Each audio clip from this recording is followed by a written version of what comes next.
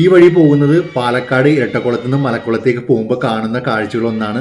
പച്ച വിരിച്ചിരിക്കുന്ന പാടവും അതിൻ്റെ നടുവിലായിട്ടൊരു ആൽമരവും പിന്നെ അവിടെ ഇവിടെയൊക്കെ ആയിട്ട് കരിമ്പനയും ദൂരെ എങ്ങും മാറി കുറേ തെങ്ങും തോപ്പും പാടത്ത് പണിയെടുക്കുന്ന അമ്മമാരും കൂടെ കൂട്ടി നിൽക്കുന്ന കുറേ കൊക്കുകളും അങ്ങനെ അതിസുന്ദരമായ കാഴ്ച സമ്മാനിച്ചാണ് ഈ യാത്ര. ഇപ്പം കേൾക്കാൻ പറ്റിയ പാട്ടെന്ന് പറയുന്നത് പാടം പൂത്ത കാലം. മോഹൻലാൽ അഭിനയിച്ച് ഹിറ്റാക്കി മാറ്റിയ എനിക്കൊരു മലയാള സിനിമയിൽ ഏറ്റവും കൂടുതൽ രണ്ടാമത് ഓടിയ ചിത്രമാണ് ചിത്രം.